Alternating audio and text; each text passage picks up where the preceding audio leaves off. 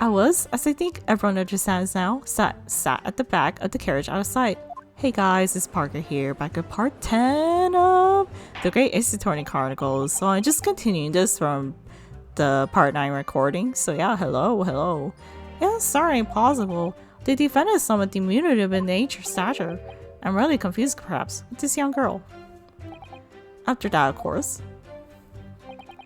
With the screaming for the gentleman over us, the driver realized something was wrong and put up the horses. Thank you, I've heard enough. The events as explained are clear in my mind. However, at least one conundrum remains. Who is the girl? Her name is Gina Lestrade, my lord. She's a chancellor, earns her crust among large crowds, relieving people of their purses. Was commonly called a pickpocket. What? This girl here, a petty thief?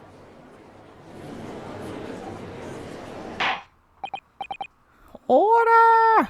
Is this true, Miss Lestrade? Miss Lestrade, you will answer the question. How dare you? What is the meaning of this? Ah, the girl, she's gone. Open your eyes. I am over here. Good gracious, how? What was the point of that little sidestep? I know what you lot are thinking. Grown-ups are all the same. This dirty little dippers, they slipped on and got caught on the job. You know, I have no idea how to voice her. She got herself back in the quarters so she knifed the gent. Go on, that's what's in your heads, ain't it? No, not at all. This is the court of law. We're here to deter it.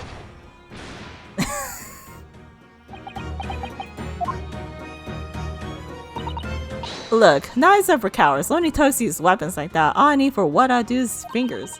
I'm a professional, right? Maybe not in your eyes, but I got pride in what I do. Yeah, I have no idea how to voice her. Let me guess, you don't count smoke guns among weapons for thugs. Oh, this? Yeah, this is in the bag I left the other day. Down where they keep the four-wheel drives. Why does that weapon look so familiar? It looks like freaking Sherlock Holmes stuff. Ah, did I wait that thing in my direction again? So, you admit that you're riding the omnibus on the night in question.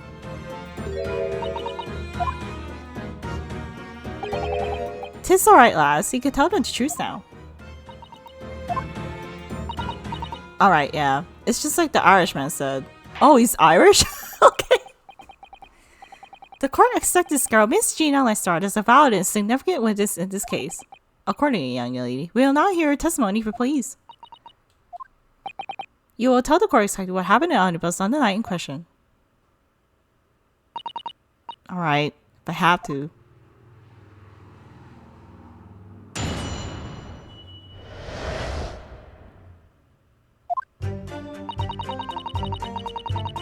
So I snuck inside the carriage before they looked up the horses, just like always. But it was a right old waste of time. Got nothing to show me for being troubles that night. I tell you can't see a blind thing in that hiding place pitch in there. Then after a while I heard this loud bang. Nearly jumped out of me skin I did, and the skin just came out. It's cause of that the soul found me. He did help me get away, mine. Yes, he let you go. I fail to understand why you let this street urchin go, Mr. McGilded. Oh, 'tis simplicity itself, my lord.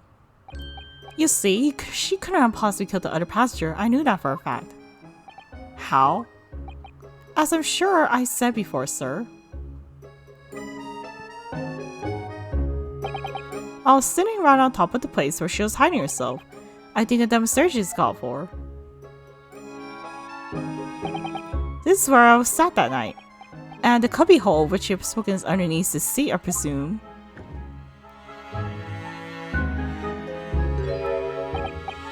Yes, it disappeared just large enough to accommodate someone of the girl's stature. Hey, but of course, the wheel also stuck in there, because I parked myself on the seat for the duration. Ah, so you see, that's why I let the last bolt. I knew that the police found her there. They'd obviously assumed she'd done it. But I couldn't live with myself if a young life was ruined when all the time I knew she was innocent. Even though you must have realized your action would result in your own innocence being called into question. Not at all, my lord, not at all. I knew in my own heart that I was innocent.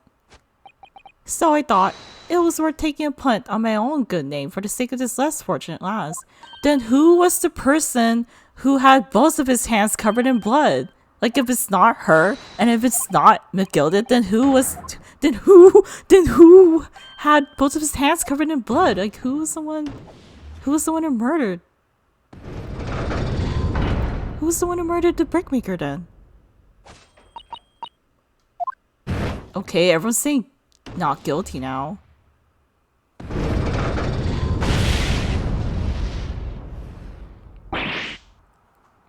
Saints alive! All 6 members of the jury concession, they're leaning to verdict them not guilty? Then who murdered the guy? It must mean what? That we're victorious. We've won? Are you sure? Objection.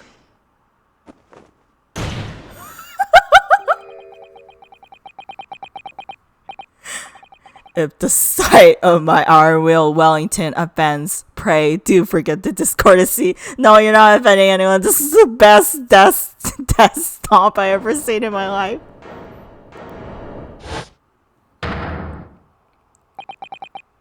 This really is a consummate example of the one monumental flaw in British judicial practices. Where evidence and reasoning should be paramount, emotion rules the day. Emotion? The witness's latest statement gives us a clear insight into his true nature. What do you mean his true nature? Do you really think Scotland Yard would have made such a glaring omission?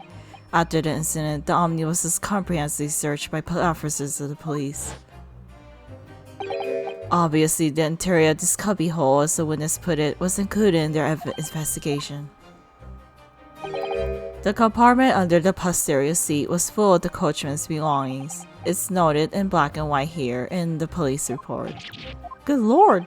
The evidence has been tampered with. In order to corroborate Mr. McGill's story, someone has unlawfully removed everything from under the seat. What?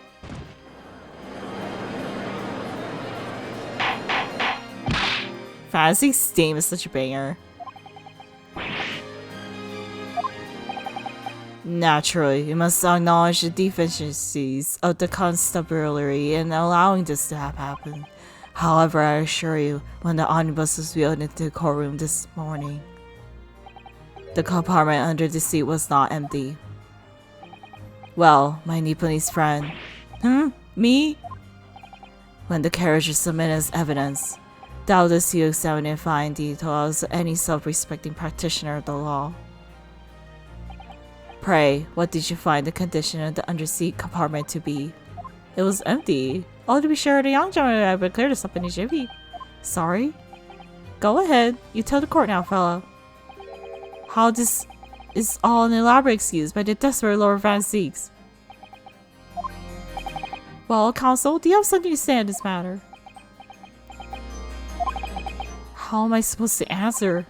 What can I say about the state of that little compartment under the seat in the omnibus? It was empty. Yes, I'm fairly sure it was empty. If I'm honest, my memory about all this is a little hazy. As I suspected, it seems, my lord, that this Eastern initiate has the scruples of a Baisri wine merchant. Mr. Naruhodo. Perfect! This is what the fellow is representing me after all. He knows just what to say, does he not? Well now, it would seem the argument is mute. And the truth of the matter is therefore used all to see after all. That the third cubby hole under the seat is as empty as the devil's heart, so it is. That we could be sure of at least. Why? Why do I feel like something's not right here? Why do I feel like McGilda's is the murderer? I should like the jury to weigh in on this matter, I think. The compartment is mine. The house equipment used to maintain the smooth running of the carriage. The guild's rules state that omnibus should be properly and fully equipped at all times. so certainly wouldn't have been empty on the night in question. Beppo, isn't that irresponsible?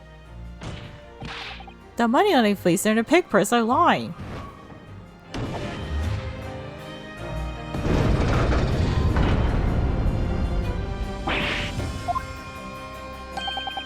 I can't believe it's nearly taking in. The stinking rich are always stinkers, not to be cowards, a lot of them. What? Oh no. It's a trick. Of course it's a trick.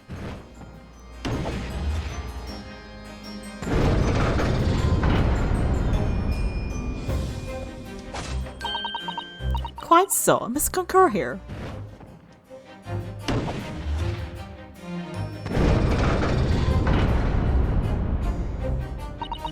With calm, calculated reasoning, one arrives clear at the truth every time. Yes, but every time a different truth, it seems.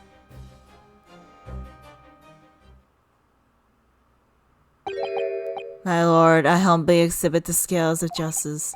Clearly a verdict of not guilty at this time would be wholly inappropriate. Thank you, Consul. But before I proceed any further, there's the matter of the outstanding cross-examination. Counsel for the defense, begin your questioning of the witness, please. Yes, my lord. What just happened? The whole balance of the court's trial just shifted almost beyond reconnection. Well, that's Van Zeeks for you. The Reaper of the Bailey is at work, it would seem. I think out of the prosecutors I have met so far, Edgeworth, Francisca, that musician dude from Apollo Justice, I forgot his name. Simon Blackwell, Darklaw, and the Night dude from PL versus AA. Yeah, like out of all the prosecutors, like I like most of them, but I think Van Zeeks is like kind of becoming my favorite. Even though he is like kind of rude towards the Nipponese. But yeah. Okay, let's press.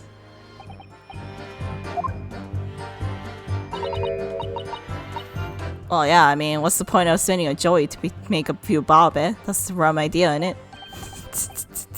Like, I don't know how to say this accent. Like, I don't know how to say these slangs.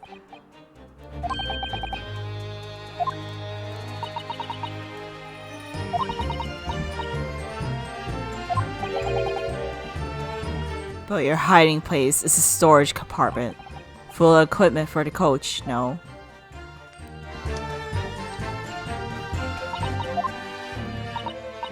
Yeah, there's brushes and buckets and whatnot in there, sure.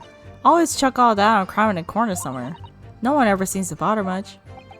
And yet, according to the report filed by the police officer who first arrived at the scene, the compartment was full of such paraphernalia. Well, I don't know nothing about that. Like I said, with all the stuff out, so I could hide under the seat, that's all I could tell you. It seems in which I ended the line of inquiry. Continue. Hold it!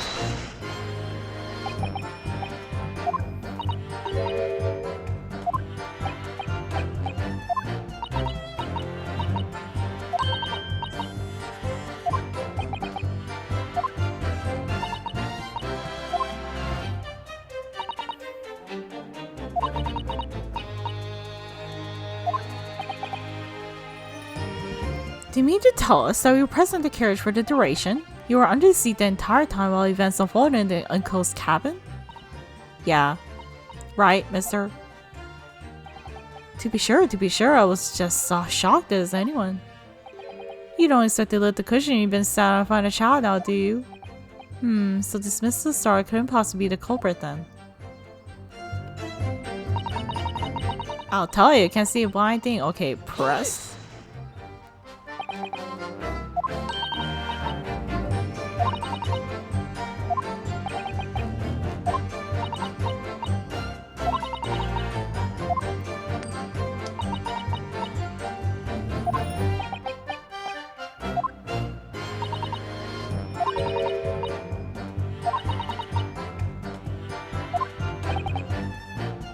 Why does she just stick to picking people's pockets in the open then?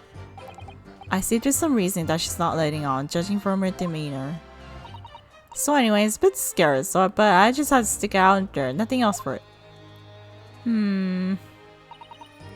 Hold it! When you say a loud bang, do you mean the noise of someone falling to the floor? Could have been, I suppose. I don't remember so well. Point is, made me jump. And you let us scream involuntarily? That's right. And then I felt the cushion over me and get lighter all of a sudden. Presumably when the victim got up, defendant got up in order to help the victim, yes. Or not. It could equally have been the moment the accused stood on her to stab his victim, could it not? Well, girl, do you see what happened at the crucial moment? Yeah, I saw it. I pushed at the cushion and had a quick butcher so I had the chance, didn't I? The Irishman was sitting up to block what had fallen on the floor and to see opposite. That matches Mr. McGill's account, of course. But then, the fellow suddenly turns on and looks right at me. I snuck down back again, but it was too late by then. I should have never risked looking. Hold it!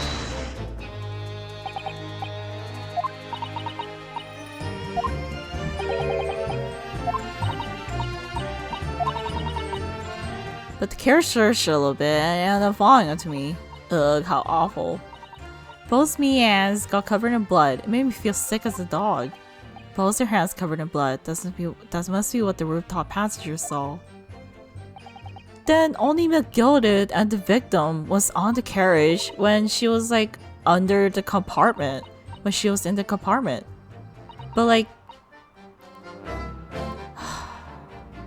Then McGilded killed the victim, right? I mean, there was only like 2 of them over there.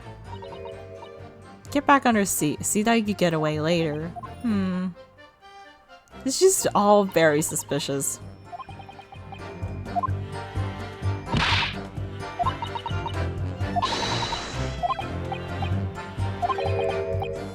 Something's bothering me, but I just can't quite put my finger on it. Me too, like everything about this case is bothering me.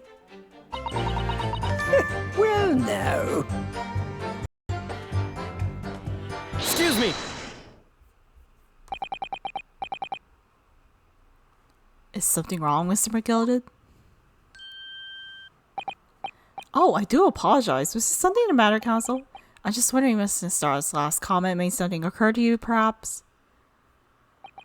You seem to be thinking something to yourself. Oh, no. It was something important. I was feeling bad for poor lass is all. I remember feeling desperate myself as a young guy, shut up in the dark. It was terrifying as it was. I see, yes, I'm sure we can all sympathize. I'm so scared of the dark now.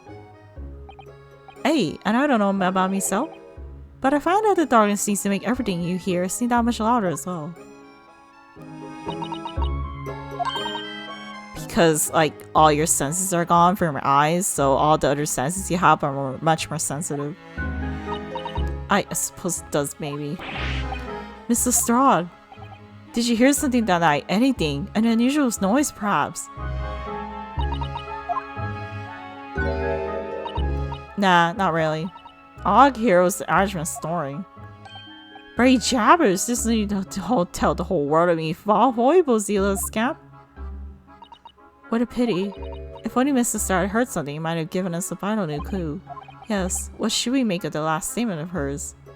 It's profoundly important. My lord, I believe the statement just made by the witness is profoundly important. Profoundly important? But all she said was that she heard nothing. Yes, which is a profoundly important point. I'm almost sure of it. Okay. You'll supplement your formal testimony by repeating the last statement, please. What? What are you on about? Don't get me out of fancy talk. I know what you're trying to do. Well, it won't work on me. That's right, insult the judge. Always a good move.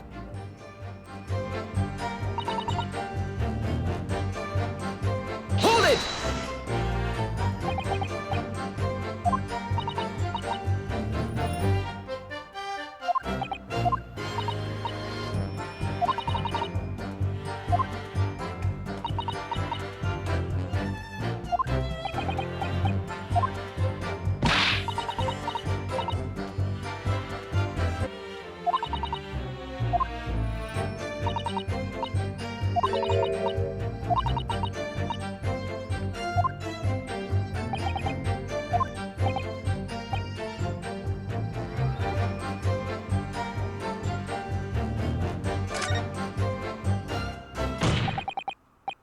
Mr. Stroud, what do you have just told the court? It's clear at odds with the facts.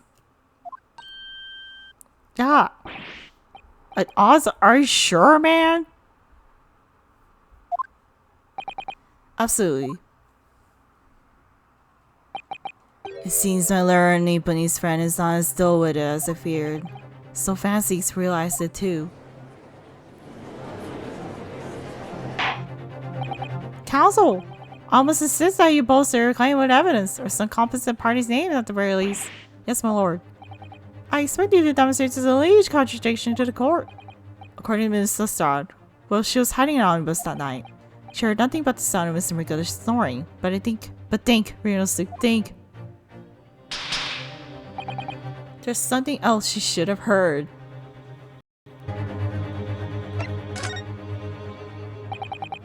Very well, my lord. Allow me to elaborate. On a particular sound that Miss Lestrade could not have failed to hear on the night in question. The sound very clearly explained the parade presence of the following person. The person freaking getting murdered! Take that! Dice fired Mason? Yes, my lord. The sound that Miss Lestrade cannot have failed to hear is that of the victim, Mr. Mason, boarding the omnibus. Order! Mrs. Stroud, allow me to confirm something. You claimed earlier that you were the first person on board the omnibus, is that correct? Yeah, of course it was. I got on one of the drivers on the pub, didn't I? And the next person to board was Mr. McGilded. That was. Oh, you saw in plain sight. So you were, to all intents and purposes, alone in the coast cabin at the omnibus at that time. Then where did freaking Mason come from then?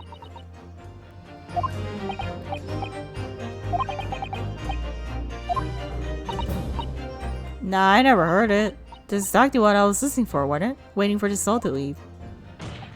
In which case, when and how did the victim end up in the carriage? Duh!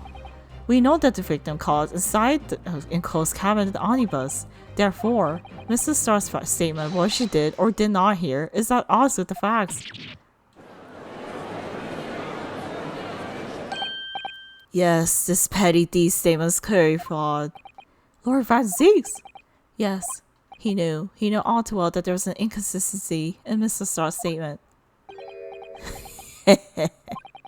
It would seem worse the things are in order for my learned friend. What are you talking about? You have demonstrated matters impeccably. This witness and her colorful statements are entirely unreliable. Her words are convenient and truths, nothing more. He's dead right. How could a Bible have that? Makes no sense whatsoever. Not just girls pickpockets. Let's not forget that. Damn, Granny's like all ready for the guilty.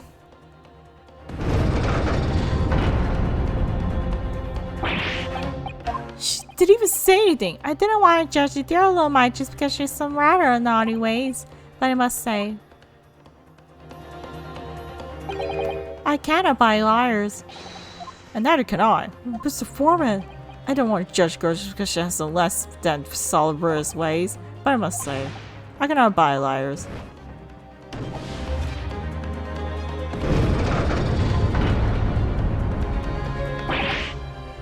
Arg! This is our holder. That's 5 jury members leaning towards guilty. Well, your consideration for others is refreshing, my Nipponese friend. To the considerable troubles you have spared me. Wow, you actually drank some? Yes, very refreshing.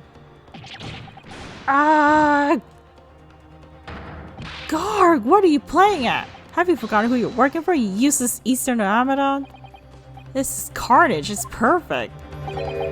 Juror number 2 is the only one left. Mrs. Narholder, the way this is going, I know. If we can't find some new way to convince everyone Mr. McGilda's innocence, the judge will rule and we have lost. I very much want to believe the words of one of London's most respected gentlemen, but those of us servers know we must accept hard truths.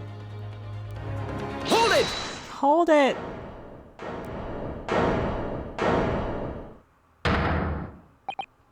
Yes, the witness's last statement seems to have revealed a critical inconsistency in her story. However, if we consider the possibility that her statement is in fact the truth, it may shed an entirely new light on this whole case. What are you saying? Counsel! I'm sorry, sir. Whatever do you mean? Counsel, I will not tolerate attempting to probe my adjudication. Explain yourself at once. When the accused boarded the omnibus and in question, the victim was nowhere to be seen. Subsequently, the carriage door was not heard opening a single time, as testified by the witness in the stand. And yet the victim's body is found inside the carriage. If this petty deed's words are to be believed, how do you explain the victim's miraculous appearance inside the cabin of the omnibus?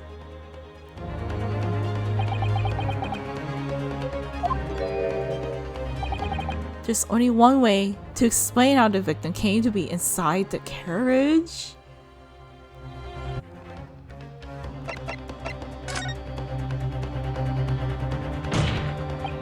If the door wasn't open even once, the only explanation is that the victim entered the enclosed cabin some other way. I wonder what new fantasy you would come up with in your blind panic. But behold, the omnibus is here for all to see. Only one side of the enclosed cabin is furnished to the door, the other has only windows. Fixed windows which cannot possibly open. In short, there is no entrance to the cabin other than the door. But there could be. There's one possibility you haven't considered. Oh, really? Yes, one other way inside that isn't the door. Another opening, the use of which allowed the victim to appear inside the enclosed cabin. Alright, counsel. The defense identified a location for the court. Here is the omnibus on which the incident occurred. Where on earth is this entrance by which you propose the victim enter the cabin? The freaking window? Take that! The answer is obvious. It can only have been the skylight. I say, the skylight? Objection! You're ludicrous. A proposal almost has been lost for words, however. The skylight may well be large enough for someone to pass through. Objection! So you claim, but do you have a shred of evidence to support your idle brain theory? Both Mr. McGill and Mr. Stroud said the same thing in their testimonies. They each claim to have heard a loud thud, such as noise made by someone falling to the floor. Yes, which has already been explained, as the sound of the victim falling from a seat having been assaulted with the dagger. Yes, it has, but would a man slipping from the seat on the floor really have made such a loud noise as the witnesses described? A noise loud enough to cause Mr. Stroud to let out an involuntary cry, in fact. Good gracious! Perhaps, in fact, that was the moment that the victim made his entrance into the cabin. No, let me rephrase that. The victim didn't enter the cabin as such. He fell into it. Objection! You're now suggesting that the victim fell from the sky into the cabin? That's simply impossible. How can you be so sure? Because if the victim fell inside through the sky, as you say, the passengers on the roof deck would have seen it happen. And yet, not one person made mention of such events in their testimony. Well, yes, that's true, but...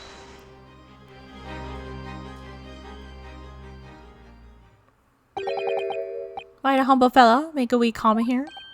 Mr. McGill did? To be sure now, the two fellows who were sat on the roof that testified before said nothing of the victim falling to the skylight. But it seems to me, my lord, that 'tis not as so much a case of them not saying, but... Tis a case of them being unable to say. What?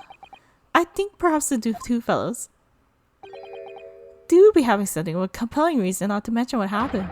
Would you not agree, fine ladies and gentlemen of the jury? Oh my goodness, surely not. Those two chaps on the roof? You mean the ones who stuck the knife in the man were... Oh...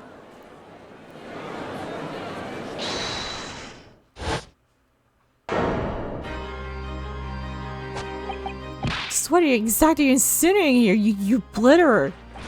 You rotter, he's wow, what is going on here?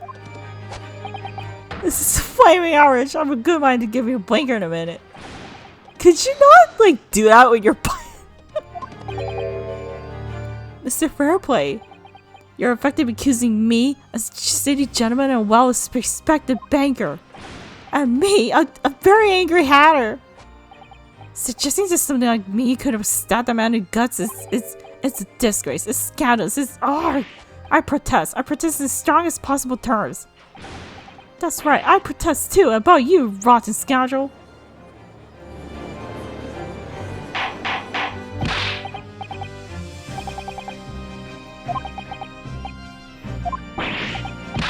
But this is beyond reason, my lord. It's outrageous. It's very hurtful, you know. My lord, if I may comment. Go ahead, my lord Francis. It was the defense that incited this outburst under witnesses. My learned friend has seen fit to abandon all protocol and accuse the witnesses without proof. The accused? I never intended to. It seems, young Nipponese, their command of the English tongue is wanting. You proposed to this court that the victim fell to the sky from the roof deck of the omnibus. That hypothesis cannot possibly stand without the rooftop passengers being aware of the events. You have branded these gentlemen liars. You have intimidated their criminal guilt. In a British course of law, that is what is termed a baseless accusation. I know I was rash to put this idea forward without any actual evidence, but you can't just dismiss it without a second thought. What are you wasting time for? Get them to testify! I thought there's something fishy about the hat from the moment I laid eyes on the fellow. We have to see this matter through now, one way or another.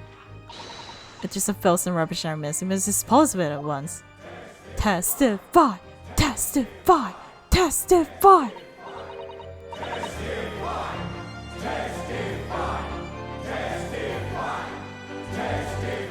What's happening, Miss Naruhodo? The spectators in the public gallery they're in a complete frenzy. Mr. Fairplay, Mr. First. My lord? You will take the stand again and make another form of testimony in reference to the assignment brought by the defense. Yes, my lord. I didn't come here for this.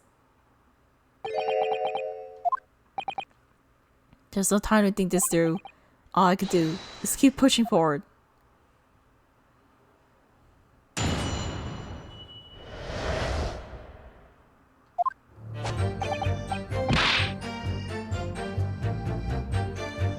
Alright guys, I think that'll be it for part 10 of the Great Ace Attorney Chronicles. Thank you so much for watching, and I'll see you guys next time.